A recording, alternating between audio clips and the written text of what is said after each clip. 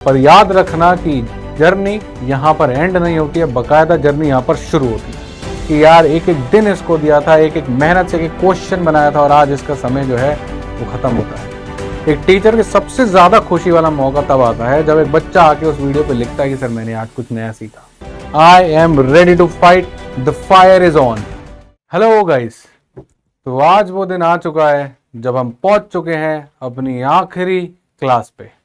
Last topic तो शुरुआत हो चुकी थी प्रोबेबिलिटी की और हम पहुंच चुके हैं प्रोबेबिलिटी 2 पे।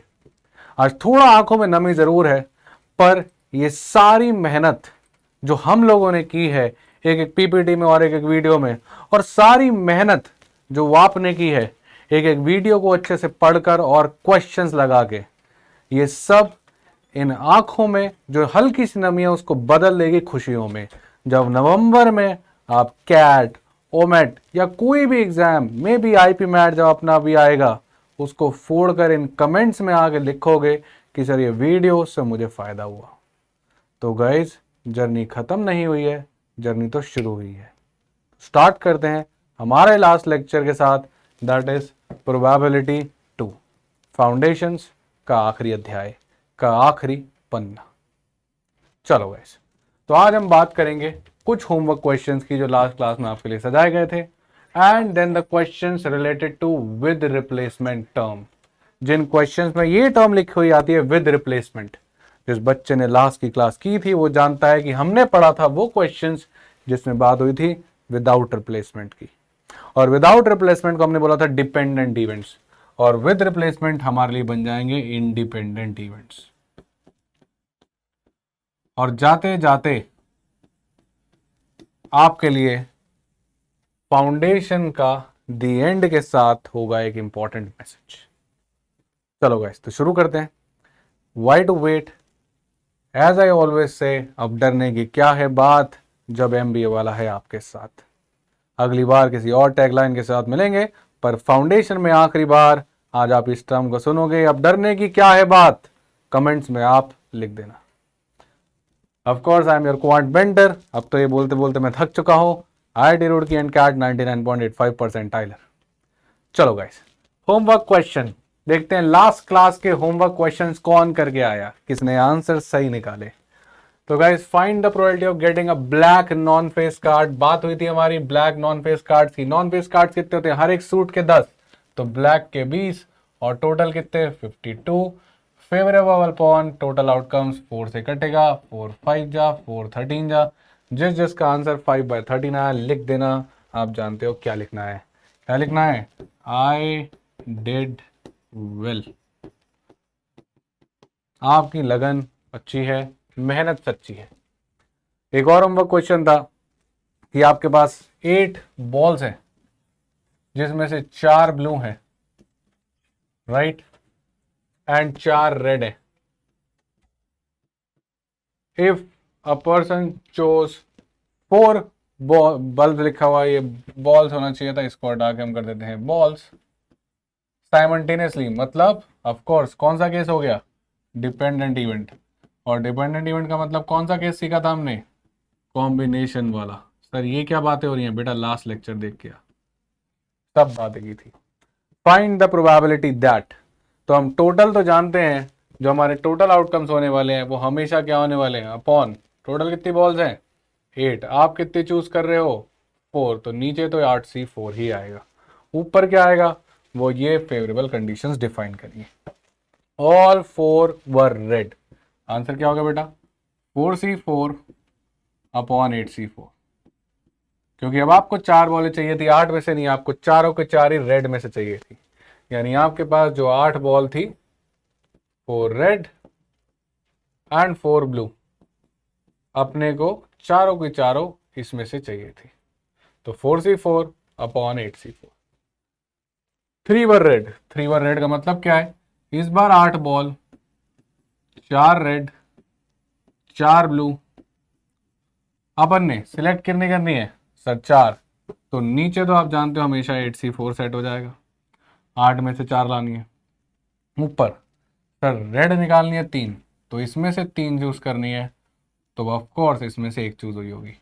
ये डिपेंड करेगा आपका फेवरेबल कंडीशन जो हुआ है। इधर 4 में से 3 आई है, इधर 4 में से 1 आई है। तो कैसे लिखेंगे सर, 4C3 4 में से 3 निकाल लो, मल्टीप्लाई बाय 4 में से 1 निकाल लो, सॉल्व कर लेना, आंसर आ जाएगा। ऑल 4 ऑफ सेम कलर, यानी कि 2 केसेस बने होंगे, या तो 4 रेड निकाल लियो या 4 ब्लू निकाल लियो। ऑफ कोर्स टोटल तो 8C4 यहां भी और टोटल तो 8C4 यहां भी। अगर आप 4 रेड निकाल के लाए, मतलब चारों की चारों कौन सी थी, रेड, तो 4C4, यानी वही कहानी, सेम रिपीट। और इधर कौन सी हुई होगी कि सर मेरे पास 8 बॉल थी जिसमें से मेरे को 4 बॉल निकालनी थी, तो 8C4 आ गया। इसमें से 4 रेड थी और 4 ब्लू थी। फेवरेबल कंडीशन कहाँ से निकलेगी, यहाँ से। हमें क्या चाहिए, 4 ब्लू, यानी इसमें से 4 चाहिए और इसमें से 0, तो क्या हो गया 4C4। इन 4 में से ये 4 निकाल लो। At least there was 1 ball of each colour. 1 ball of each colour कैसे निकाली जा सकती थी सर, 1 रेड 3 ब्लू आ जाए, या फिर 2 रेड 2 ब्लू आ जाए, या फिर 3 रेड और 1 ब्लू आ जाए, ये कंडीशन है। तो फिर कुछ नहीं करना, ऐसे जैसे यहां निकाल के लास्ट में ऐड किया था वैसे ही यहां पर भी सारे केस की प्रोबेबिलिटीज निकालेंगे और फिर कर देंगे ऐड। टोटल केसेस निकालने में कोई दिक्कत नहीं है, 8 में से 4 बॉल किसी भी तरीके से चूज करो, ये तो हो गए टोटल केसेस। 8 में से 4 बॉल, 8 में से 4 बॉल, 8 में से 4, 1 रेड, मतलब इन 4 में से 1 निकालो, मल्टीप्लाई बाय ब्लू, मतलब इन 4 में से 3 निकालो, ये हो गया फेवरेबल केस। 4 में से 1 रेड निकाल ली, 4 में से 3 ब्लू निकाल ली, ये फेवरेबल केस है। कि मेरी फेवरेबल कंडीशन क्या थी कि इधर 4 से 1, इधर 4 से 3। यहां पे इसी तरीके से समझते हो कि 4 में से 2 रेड और 4 में से 2 ब्लू। इस तरीके से यहां पे क्या होगा, 4 में से 3 रेड और 4 में से 1 ब्लू। ऐड करो, गेम खत्म। होमवर्क जिसका सही है नीचे लिख देना आई डिड। मैं एक बार हट जाता हूं, आप इसको तसल्ली से देख लो और हम गेम को बढ़ाते हैं आगे। चलो, तो आज की कहानी विद रिप्लेसमेंट यानी कि इंडिपेंडेंट इवेंट्स की। ये वो इवेंट जिसमें प्रोबेबिलिटी चेंज नहीं होगी। स्पेसिफिकली आपके डाइस अगर रोल हो ही जा रहे हैं बार बार, तो ये इंडिपेंडेंट इवेंट्स है। अगर एक बार आपके पास 6 and 4 आया तो दोबारा 6 and 4 आ सकता है। आपका कॉइन में भी आपकी प्रोबेबिलिटी चेंज नहीं होती है, एब्सोल्युटली चेंज नहीं होगी। यस, आपने सिक्का उछाला, हेड आया, अगली बार सिक्का उछालोगे फिर से हेड आ सकता है। और कभी भी अगर आपको बोल दिया जाए विद रिप्लेसमेंट, सोचो अगर आपने एक बॉक्स लिया और इस बॉक्स में मान लेते हैं फिर से हमारे पास थी 3 येलो बॉल्स और हमारे पास थी 2 ब्लू बॉल्स। आपने एक बॉल बाहर निकाल ली, मान लेते ब्लू आई, फिर आपने उसको वापस डाल दिया। क्या सिनेरियो बदलता है? बिल्कुल नहीं बदलता। क्यों? क्योंकि अब वापस आपके पास एक बॉक्स पड़ा है जिसके अंदर आपके पास 3 येलो बॉल पड़ी हैं और जिसके अंदर आपके पास 2 ब्लू बॉल ही पड़ी हैं। यानी फिर से ब्लू बॉल निकालने की प्रोबेबिलिटी क्या थी, 2/5। यहां पर भी क्या थी, 2/5। तो क्या प्रोबेबिलिटी बदली? नहीं, क्योंकि आपने उसको वापस से रिप्लेस कर दिया, आपने उस बॉल को उठा के वापस से अंदर रख दिया। जब नंबर ही सेम, टोटल ही सेम, तो प्रोबेबिलिटी भी सेम। यही होते हैं आपके विद रिप्लेसमेंट वाले इंडिपेंडेंट इवेंट्स। और इसमें हम कैसे सॉल्व करते हैं इसको अभी हम सीखते हैं, ठीक है। Simple example, a bag contains 5 balls of which 2 are blue, 3 balls were chosen with replacement, find the probability that blue was chosen 2 times।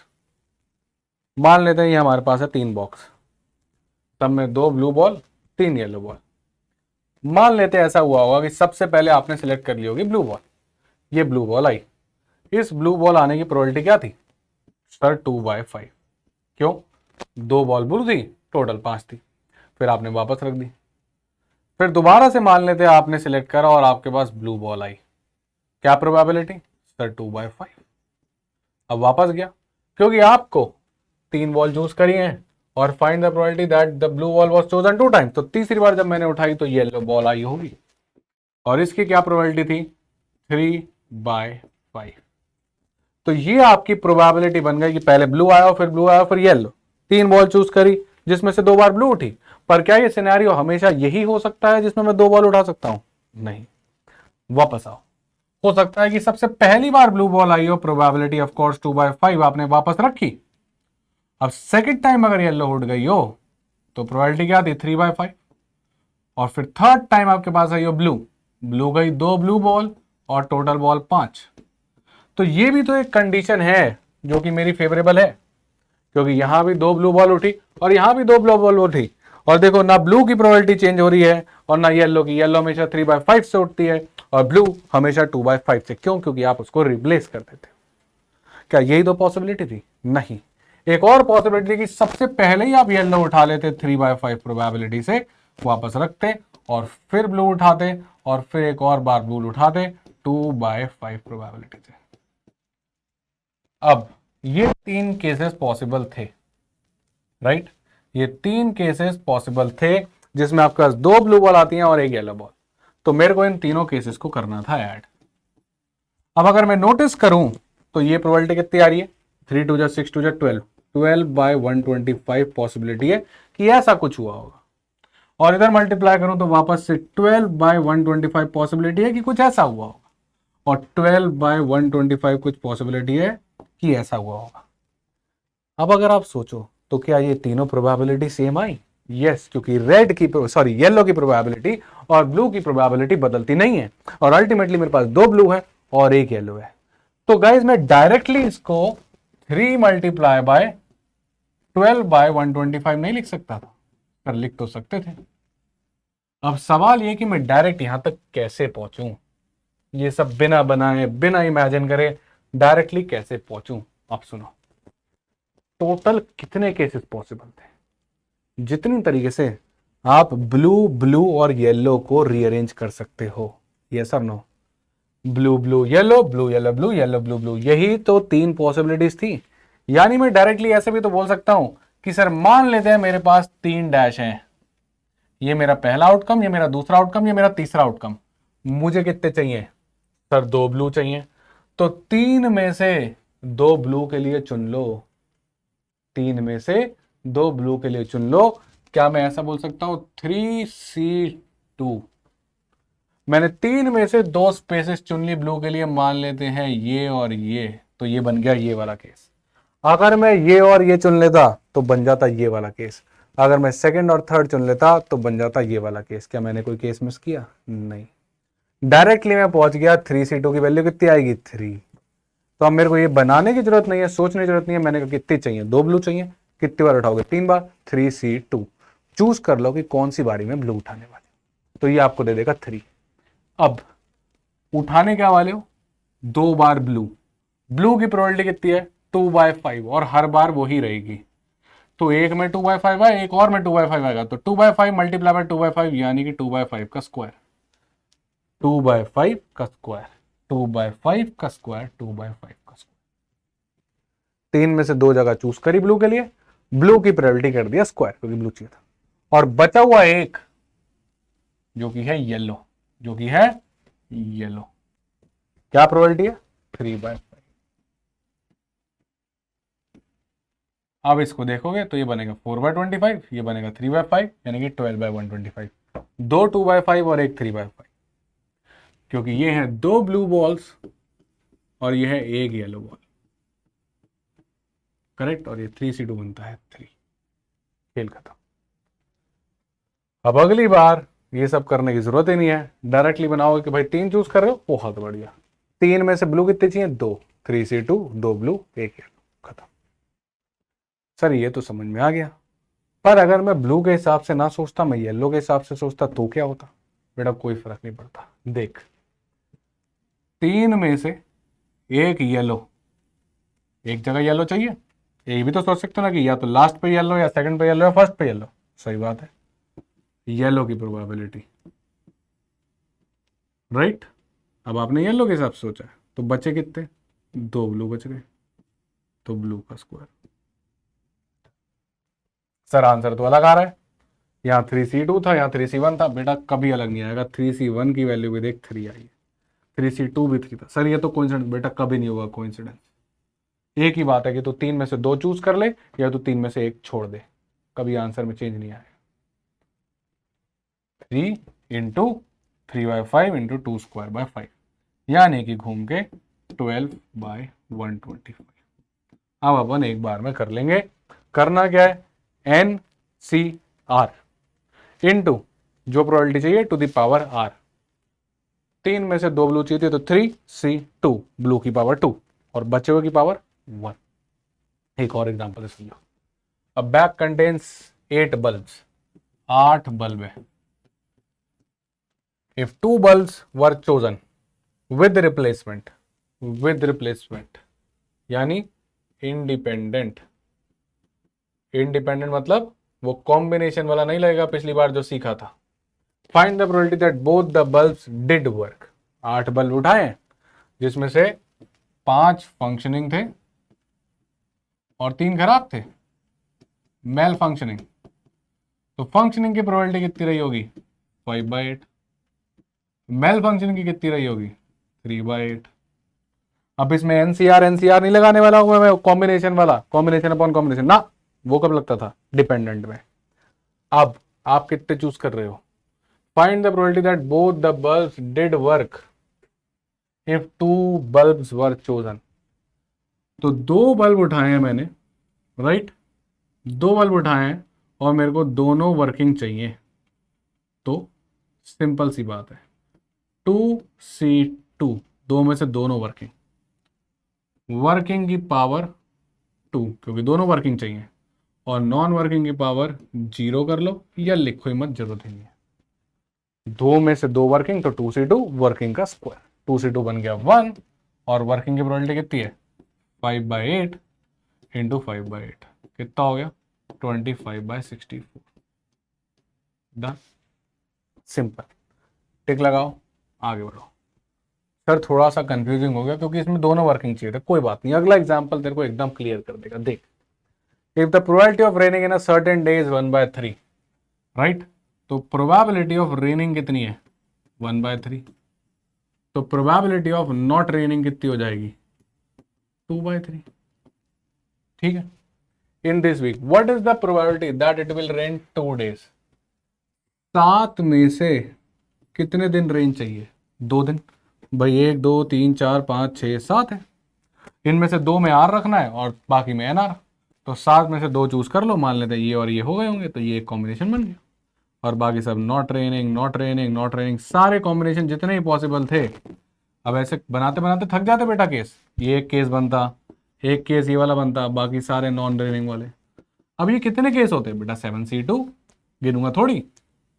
तो 7C2 2 दिन कराइए बारिश, तो बारिश 2 दिन कराओ, और बाकी के 5 दिन क्या कराओगे, not raining.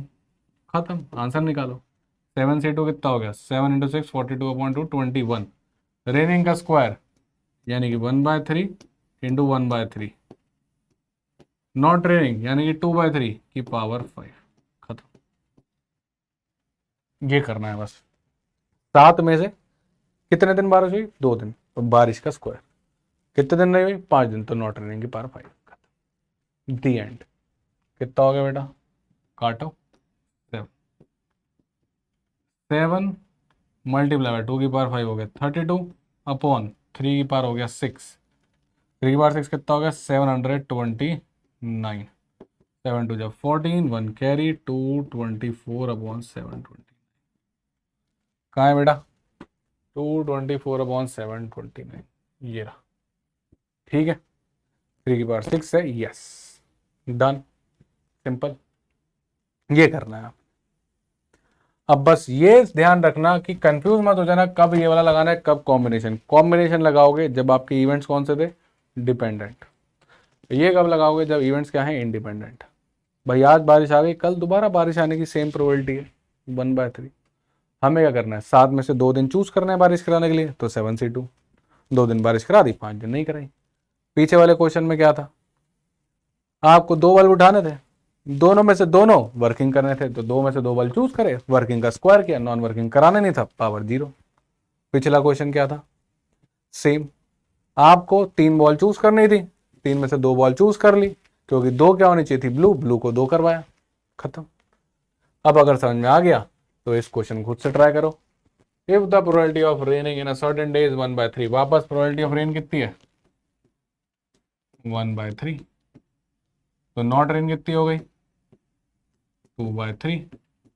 What is the probability that it will rain at least once this week? वापस से कहानी आ गई एटलीस्ट वंस की। पिछली क्लास अगर ढंग से देखी थी तो मैंने याद करने वाला था, एटलीस्ट वंस रेन करवा रहे हो तो कैसे निकालोगे? अब 1 दिन रेन, 2 दिन रेन, 3 दिन रेन, 4 दिन। अब आप ये देखो, या तो आप ऐसे करो कि 1 दिन रेन हो, 6 दिन नो रेन हो, 2 दिन रेन हो, 5 दिन नो रेन हो, फिर 3 दिन रेन, 4 दिन नो रेन, फिर 4 दिन रेन, 3 दिन नो रेन। या तो बेवकूफ़ों की तरह, बहके बच्चों की तरह ये सारे केस निकालो, फिर इनको ऐड करो और फिर आंसर निकालो। और या फिर स्मार्ट बच्चे की तरह बोलो कि भाई एटलीस्ट वंस रेन करवा रही है ना, तो एक ही केस तो नहीं चाहिए।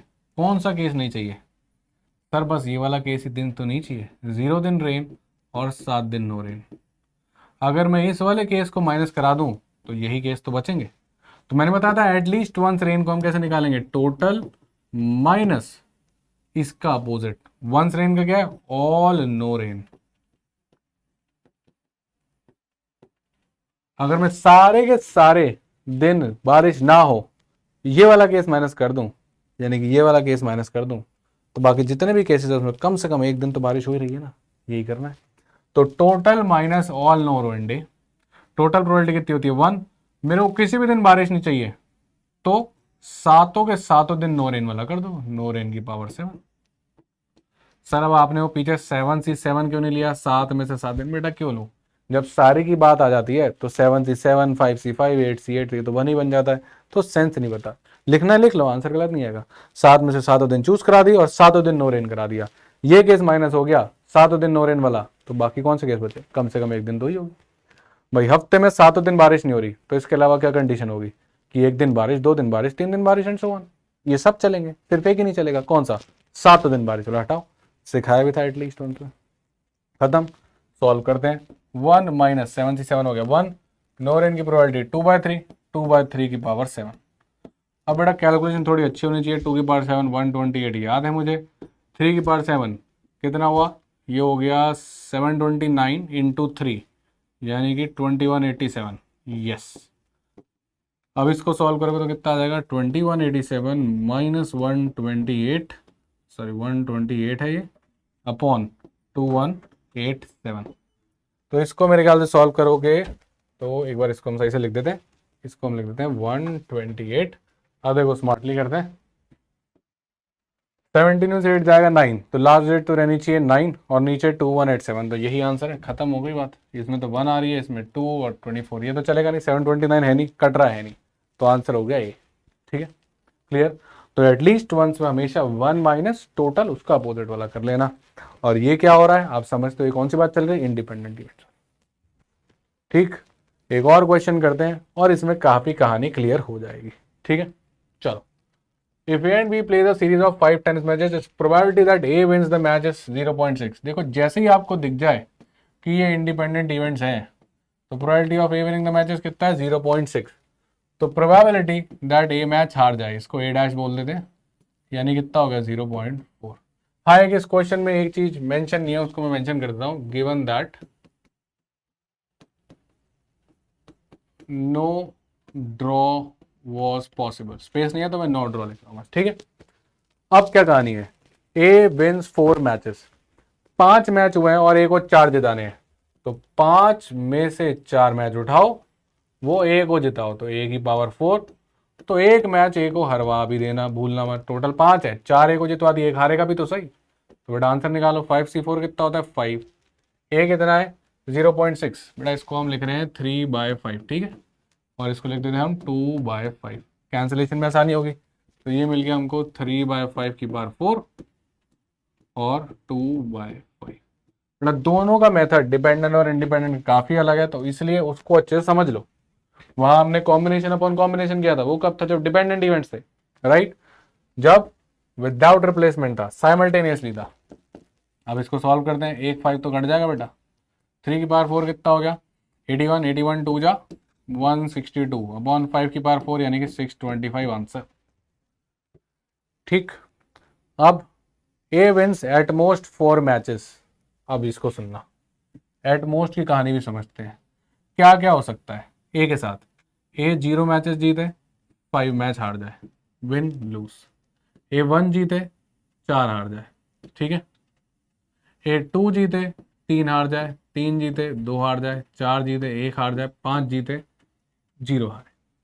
हमें चाहिए ए कम, ज्यादा से ज्यादा, एटमोस्ट मतलब ज्यादा से ज्यादा, राइट, ज्यादा से ज्यादा 4 मैचेस जीत सकता है। तो कौन कौन से केस?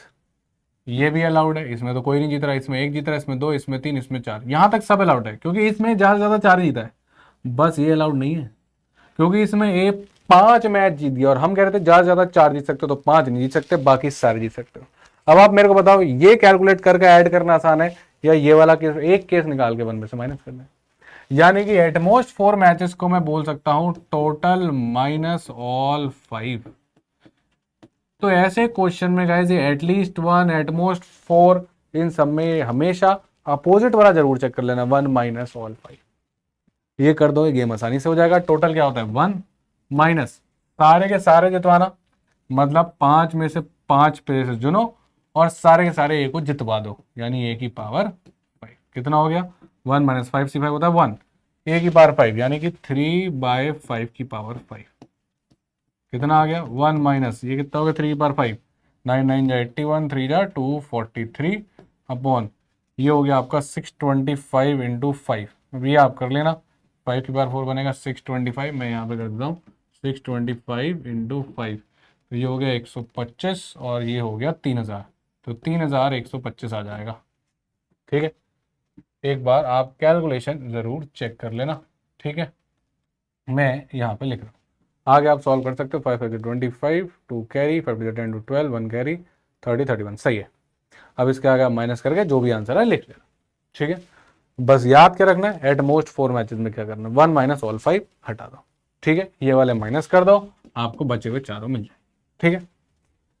ए विंस एटलीस्ट 4 मैचेस। अब वापस से सिनेरियो देखो, क्या थे विन और लूज के सिनेरियो? 0 जीते, 5 हारे, 1 जीते, 4 हारे, 2 जीते, 3 हारे, 3 2 4 1 5 0। एक कम से कम 4 तो जीते, यानी कि ये वाली कहानी और ये वाली कहानी। तो हमें देखना है कि 4 मैच जीत जाए प्लस 5 मैच जीत जाए। 4 मैच कैसे जीतेगा? ये निकाला हुआ है, विंस 4 मैचेस, यानी कि 162/625 प्लस 5 मैचेस कहाँ जीते वो यहाँ निकाला हुआ मैंने, 243/3125 माइनस किया था ना टोटल माइनस ऑल 5 मैचेस, तो ये रहा, इसको उठा लो, प्लस 243/3125 ऐड करके आंसर लिख देना, कमेंट से बता देना, राइट। अब बेटा ऐड सब्ट्रैक्ट तो करोगे ना। ए विंस एटलीस्ट 1 मैच, तो मैं जान के सारे क्वेश्चन एटमोस्ट 4, एटलीस्ट 4, एटलीस्ट 1 ये वाले लेके आया हूँ। ए विंस एटलीस्ट 1 मैच, वापस सिनेरियो देखो क्या था विन लूज का। 0 जीते, 5 के 5 हारे, 1 जीते, 4 हारे, 2 3 3 2 4 1 और 5 0। ए कम से कम 1 मैच तो जीते, यानी मुझे ये केस भी चाहिए, ये केस भी चाहिए, ये केस भी चाहिए, ये केस भी चाहिए, ये भी केस चाहिए। कम से कम 1 मैच इन सब में जीत रहा है, तो मुझे कौन सा नहीं चाहिए? मुझे ये वाला नहीं चाहिए, क्योंकि 4 निकाल के ऐड करना डिफिकल्ट है। तो मैं कहता हूँ 1 माइनस ऑल लॉस कर देते हैं, ये तो याद ही होगा, मैंने सिखाया था जब भी एटलीस्ट 1 आ जाए तो 1 माइनस उल्टा कर देना, तो 1 माइनस विन का उल्टा लूज, तो 1 माइनस ऑल लॉस, तो 1 माइनस ऑल लॉस का मतलब लॉस की पावर 5, 5 हरवाना 1 नहीं हरवाना, तो 1 माइनस 2/5 की पावर। सर वो पीछे जो आता है एनसीआर वो क्यों नहीं है? बेटा क्या फायदा, सिखाया था 5 में से 5 जितवाने हो तो 5C5, 5 में से 5 हरवाने हो तो भी 5C5, तो डायरेक्ट आपका आंसर आ जाएगा 1 माइनस 2 की पावर 5 हो गया 32 अपॉन ये कितना था 3125। सॉल्व करना और आंसर लिख देना। तो ये हो गया आपकी कुछ कहानी। मैं एक बार स्क्रीन से हटता हूँ, आप इनको आराम से देख लो कि एटलीस्ट 1, एटमोस्ट 4 और एटलीस्ट 4 में कैसे सोचना है। हमेशा डायरेक्ट नहीं होगा, कभी कभी 2 केसेस ऐड करवाएगा, कभी कभी 4-5 केसेस बन जाएंगे, तो देखना कहीं 1 माइनस नॉट रिक्वायर्ड केस तो फायदा नहीं हो रहा, यानी बहुत क्वेश्चन में रिक्वायर्ड केस निकालना मुश्किल होगा, राइट। तो हम क्या कर देंगे कि जब प्रोबेबिलिटी ऑफ रिक्वायर्ड निकालनी मुश्किल हो रही है, बहुत सारे केस बन रहे हैं, तो हम 1 minus probability of not required कर देंगे। डन। तो ये है कुछ कहानी। ठीक है, एक बार मैं हट रहा हूं, आराम से लिख लो, तसल्ली से देख लो, और फिर हम आगे बढ़ते हैं। अब देखते हैं कि इन पे और इनोवेटिव क्वेश्चंस कैसे बन सकते हैं। An archer hits the bullseye with a probability of 0.6। तो हिट करने की प्रोबेबिलिटी कितनी हो गई? 0.6। तो मिस करने की प्रोबेबिलिटी कितनी हो गई? 0.4 obviously. Find the number of trials. अब हमको पता ही नहीं कि कितने ट्रायल हैं, मान लेते हैं n ट्रायल्स हैं। He must take such that probability of hitting the bullseye is at least 95% जब वंस की बात कर रहा है तो। ठीक है, अब मैं बोल रहा हूं कि हमको निकालना है probability of hitting at least once.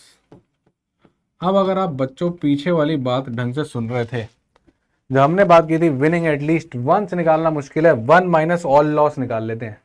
ऐसे ही अगर मैं इस क्वेश्चन में देखूं तो हिटिंग एटलीस्ट वंस निकालना मुश्किल है। एक बार हिट, दो बार हिट, तीन बार हिट, चार बार हिट, सबका ऐड करना पड़ेगा और हमें पता ही नहीं है कि कितनी बार फेंक रहे हो। क्या मैं इसको सोच सकता हूं? 1 minus probability of no hit. अगर मैं ये निकाल लूं 1 minus probability of no hit, तो हिटिंग एटलीस्ट वंस तो आ जाएगा। यही तो बात हुई थी, यहां पे हुई थी। Winning at least one match, 1 minus all loss. Hitting at least one times, 1 minus no hit. Yes, आप समझ गए इस बात को। अब देखो ये निकालना कितना आसान है। मान लेते हैं उसने n टाइम्स थ्रो किया। अगर उसने n टाइम्स थ्रो किया तो 1 minus probability of no hit, मतलब हर बार मिस हुआ है, तो n में से n बार उस बंदे ने मिस किया है, यानी कि नो हिट किया है। तो n में से n बार नो हिट कितनी बार किया है? n बार। और ये प्रोबेबिलिटी जो है, ये टोटल प्रोबेबिलिटी किसकी हो गई है? Probability of hitting at least once, 1 minus no hit. Hitting at least once की प्रोबेबिलिटी क्या है? ग्रेटर देन इक्वल्स टू 95% बोले तो 0.95 बन गई equation. Probability of at least hitting once कितना था? 95%, यानी कि 0.95। तो 1 minus probability of no hit कितना हो जाएगा? 0.95। और ये निकालना मेरे लिए आसान है, सिंपल। n टाइम्स में से n बार उसने एक बार भी हिट नहीं किया। खत्म करो, गेम ओवर हो गया है। अब इसका आंसर निकालने से मुझे कोई नहीं रोक सकता। 1 माइनस एन सी एन हो गया 1। नो हिट कितना है? 0.4। ये मिस लिखा हुआ है मैंने, कंफ्यूज मत होना, तो इसको मैं सही कर देता हूँ। ठीक है, ताकि आपके पास नोट्स आए तो कंफ्यूजन ना हो आपको। इसको हम कर देते हैं नो। तो नो हिट की प्रोबेबिलिटी कितनी है? 0.4। 0.4 की power n greater than equal to 0.95। Sir ये सॉल्व कैसे होगा? कुछ नहीं होगा बेटा, इसको इधर लेके आओ, इसको उधर लेके जाओ। तो ये हो गया 0.05 ग्रेटर देन इक्वल टू 0.4 की पावर n। अब हिट एंड ट्रायल से होगा, आराम से तसल्ली से सॉल्व कर लो। 0.4 की पावर n, n को बढ़ाते जाते हैं, ऑप्शन 2 3 4 5 ही खत्म हो जाएगा। ठीक है, तो 2 से शुरू करते हैं। अगर n 2 हो गया तो हमारे पास बनेगा 0.16। ठीक है, ये n लिखते जाते हैं, n 2 हो गया तो 0.16। क्या 0.05 से छोटा है? नहीं, तो ये तो आंसर नहीं है। आगे बढ़ाओ, n को अगर 3 कर दिया तो 4 की पावर 3 कितना होता है? 64। 3 डेसिमल आ जाएंगे तो एक और जीरो लगाओ, ये होगा 3 डेसिमल। क्या ये 0.05 से छोटा है? नहीं, 0.05 इससे अभी भी छोटा है, हमें 0.05 को बड़ा करना है। 0.05 इससे ही बड़ा नहीं है, तो ये भी आंसर नहीं होगा। n को रखते हैं 4। 4 की पावर 4 कितना हो गया? 2 की पावर 8, यानी कि 256। कितने डेसिमल हो जाएंगे? पॉइंट है तो 4 हो जाएंगे, तो ये आ गया 0। यानी अगर मैं n को 4 रख दूं तो मेरे पास कहानी बन जाएगी 0.05 सबसे पहली बार बड़ा होता है 0.4 की पावर 4, क्योंकि ये बन जाता है आपका 0.05 ग्रेटर देन इक्वल्स टू 0.0256। पहली बार ये सिनेरियो ट्रू बनता है, यहाँ पर ये केस एक्सेप्ट हो गया। तो मिनिमम से मिनिमम उसको 4 बार तो फेंकना ही पड़ेगा कि वो श्योर हो जाए कि अब 95% प्रोबेबिलिटी है कि मैं टारगेट हिट कर ही दूंगा, बुलजाय वाला। ठीक, तो इस तरह के क्वेश्चन आ जाते हैं। एटलीस्ट वन बोलता है हमेशा इक्वेशन जो है यही बनती है, हमेशा इक्वेशन यही बनेगी, बस यहाँ पे जो नो हिट है वो आते रहेगा। ठीक, शूटिंग में आ जाए, डाइस में आ जाए, सिंपल। ठीक है, क्या प्रोबेबिलिटी है कि आप श्योर हो जाओ कि एक बार तो 6 आएगा ही? तो कितनी बार डाइस फेंकना पड़ेगा। ठीक है, अगर आपको 90% प्रोबेबिलिटी से ज्यादा चाहिए कि आप श्योर हो जाओ कि एक बार तो 6 आएगा ही आएगा, तो 1 माइनस नो 6 कर देना। नो 6 की प्रोबेबिलिटी कितनी होती है 1/6। कितनी बार फेंकोगे n बार, तो 1 माइनस 1/6 की बार n is greater than equal to 90%। खत्म। ठीक, तसल्ली से देख लो, नोट कर लो, समझ में आया तो बढ़िया, कोई भी स्टेप समझ नहीं आया तो पीछे जाओ और दोबारा देखो। इसी के साथ अब हम चलते हैं फाउंडेशन बैच के लास्ट क्वेश्चन पे। लास्ट क्वेश्चन तक कहानी पहुंच चुकी है। A box of bulb contains 12 bulbs. A customer randomly checks 2 bulbs. तो 12 बल्ब का बॉक्स है, कस्टमर जाता है कोई भी 2 बल्ब निकाल लेता है। ठीक है, और वो चेक करता है अगर ये 2 वर्क प्रॉपरली वर्क कर रहे हैं तो वो बॉक्स खरीद के आ जाता है। भाई ऑब्वियस सी बात है, सारे तो निकालेगा नहीं। बॉक्स खरीदा, 2 बल्ब चेक करे, अगर दोनों चल गए तो वो आ गया।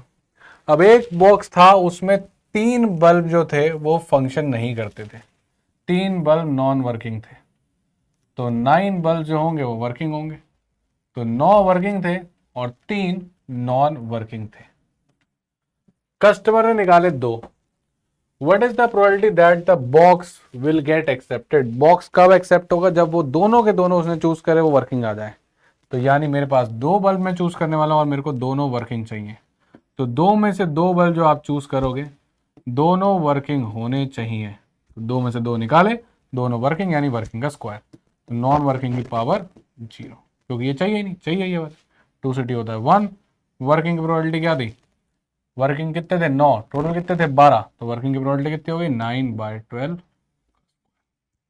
ये तो कुछ भी कर लो, पावर 0 तो 1 ही बनेगी। कितना आ गया फिर 3/4 लिखा हुआ है, 3/4 का स्क्वायर यानी कि 9/। तो बॉक्स सेलेक्ट होने की प्रोबेबिलिटी हो गई 9/। तो गाइस जाते जाते बताता हूं मैं आपको, जब भी आपके पास ये वर्ड आए साइमल्टेनियसली,